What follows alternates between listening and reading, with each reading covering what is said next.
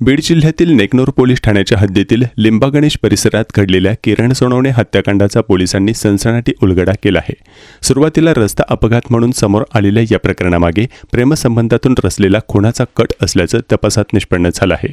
या प्रकरणी पोलिसांनी मृतकाची पत्नी प्रियंका सोनवणे, तिचा प्रियकर दशरथ परदेशी आणि तिचा साथीदार धीरज येडे यांना अटक केली आहे। 31 मे रोजी किरण सोनवणे यांचा मृतदेह रस्त्याच्या कडेला मोटरसायकलसह आढळून आला होता।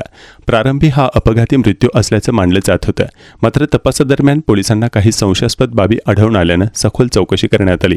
त्यातून हा अपघात नसून नियोजनबद्ध खून असल्याचं उघड झालं। तपासात समोर आलेल्या माहितीनुसार प्रियंका सोनवणे हिनेच आपले पती किरण यांना चिकन राईस आणण्याच्या बहाण्याने घराबाहेर पाठवले होते। त्याचवेळी तिने ही माहिती आपल्या प्रियकर दशरथ परदेशी याला दिली होती।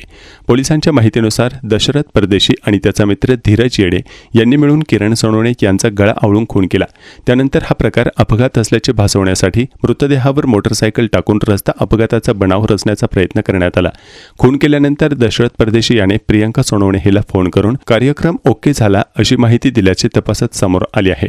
याशिवाय खून झाल्यानंतर प्रियंका आणि दशरथ यांच्यात इंस्टाग्राम कॉलद्वारे तब्बल 4 ते 5 तास संभाषण झाल्याचंही तपासात उघड झालं आहे। पोलिसांनी मोबाईल फोन आणि सोशल मीडियाशी संबंधित अनेक महत्त्वाचे डिजिटल पुरावे जप्त केले असून ते या गुन्ह्याच्या तपासात महत्त्वाची भूमिका बजावत आहेत।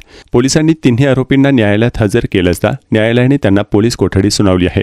चौकशी दरम्यान आरोपींनी दिलेल्या माहितीनुसार प्रेमसंबंधाबरोबरच प्रियंका सोनवणे ही पती किरण यांच्या वारंवार मद्यपान करून होणाऱ्या त्रासाला कंटाळली होते। त्यातूनच हा खुनाचा कट रचण्यात आल्याची माहिती समोर आली आहे। सध्या या प्रकरणाचा अधिक तपास पोलीस करत आहेत।